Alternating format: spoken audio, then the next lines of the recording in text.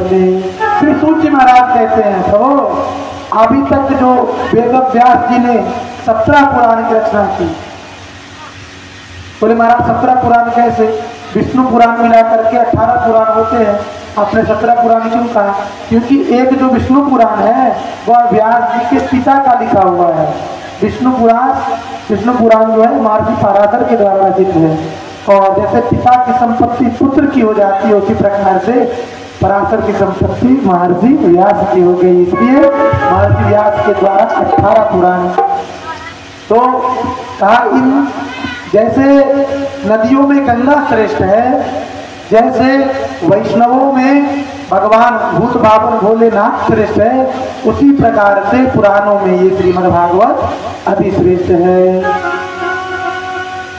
बहुत बड़ा से बड़ा पापी प्रायश्चित की दृष्टि से यदि श्रीमद् भागवत महापुराण को सुनता है तो वह पवित्र होकर के भगवान के धाम को प्राप्त करता है। सप्ताह विधि से जो भी इस भागवत को सुनता है कहता है वह सब वैकुंठ का अधिकारी हो जाता है।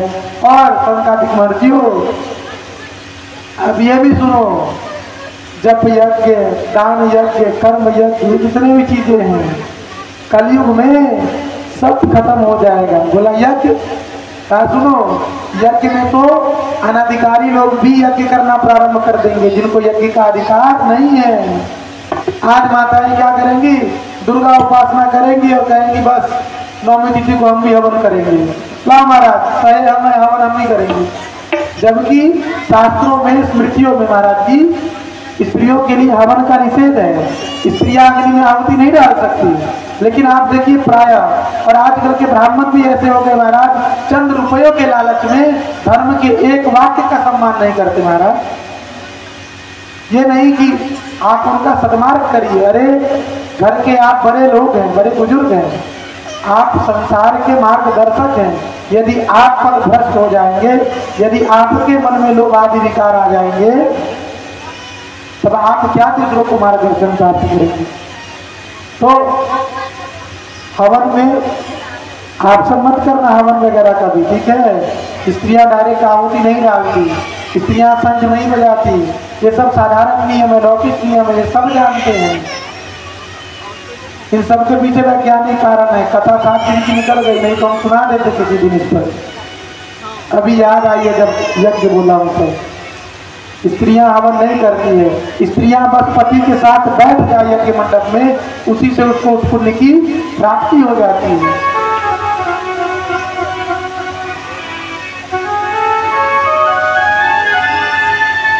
शालिग्राम का स्पर्श स्त्रियों के लिए निषेध है, शालिग्राम का स्पर्श नहीं करना चाहिए। ऐसी एक बार महाराज किसी कथा में बोल रहे थे, 7 दिन की कथा पूर्ण हो गई थी। एक माता जी आकर के जब दोबारा 3-4 महीने बाद फिर वहाँ कार्यक्रम हुआ 9 दिवसीय रामायण कथा की, तो वहाँ पे पहुंचे और कही माता जी की महाराज जी हनुमान जी का पूजा करना लोग छोड़ दिया आपके कहने के बाद। अरे राम राम, हमने कब कह दिया हनुमान जी की पूजा नहीं करनी चाहिए? कहा महाराज जी आप ही तो बोले थे स्त्री को ये स्पर्श नहीं करना चाहिए, वो स्पर्श नहीं करना चाहिए। अरे राम राम, जब अपने मन से बुद्धि लगाओगे तो हो जाएगा। कहा नहीं महाराज जी आप कहते ना ब्रह्मचारी का स्पर्श नहीं करना चाहिए, सन्यासी का स्पर्श। अरे प्रभु जी, हम जैसे जो लौकिक ब्रह्मचारी है इनके मन में विकार आ सकता है, हनुमान जी के मन में कौन विकार उत्पन्न कर सकता है? हनुमान जी का स्पर्श करने में स्त्रियों के द्वारा कोई दोष नहीं है। आप उनका स्पर्श करके पूजा भी कर सकते हो और प्रणाम भी कर सकते हो, शास्त्र में कहीं पर ऐसा निषेध नहीं है। शिवलिंग का स्पर्श कर सकते हो। जो चीज निषेध था वो 2-3 चीजें जो स्मरण आई वो मैंने आपको बता दिया। शालिग्राम यज्ञ में आहुति करना, आप जब रजस्वला अवस्था में हो उस समय पे किसी भी पुरुष का स्पर्श करना या किसी से संभाषण करना, ये भी 2 स्त्रियां एक साथ रजस्वला अवस्था में है तो वो भी एक दूसरे को स्पर्श न करें, वरना उससे भी ब्रह्महत्या का पाप लगता है। और बोला बहुत सारे पाप हमारे जीवन में चलते फिरते हो जाते हैं, तो कलयुग के प्राणी तो निरंतर पाप करेंगे, सोते उठते जागते बैठते। तो महाराज कलयुग के प्राणी का कल्याण कैसे होगा? 17,999 श्लोक श्रीमद् भागवत में व्यास जी ने लिख दिए, 18,000 श्लोक बोल रहे हैं, और इसी श्लोक में पूरे भागवत का सार छिपा हुआ है। पूरे जो भागवत आपने 6 दिन सुना, सब लोग एक साथ उच्चारण करेंगे, धीरे धीरे एक एक अक्षर करके हम सबको बुलवाएंगे। सब लोग बोलेंगे नाम संकीर्तनम यस्य,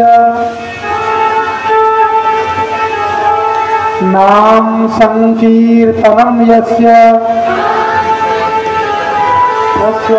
सर्व पाप प्रणाशनम, सर्व पाप प्रणाशनम, प्रणामो दुःख शमनम, प्रणामो दुःख शमनम, प्रणामो दुःख शमनम, प्रणामो दुःख शमनम, प्रणामो। अच्छा ऐसे एक एक वर्ड करके बुला दो, ठीक रहेगा ना। नाम संकीर्तनम यस्य सर्व पाप प्रणाशनम, प्रणामो दुःख शमनम तम नमामि हरि परम। नाम संकीर्तनम यस्य सर्व पाप प्रणाशनम, प्रणामो दुःख शमनस्तम नमामि हरि परम। हम उस परम हरि को प्रणाम करते हैं।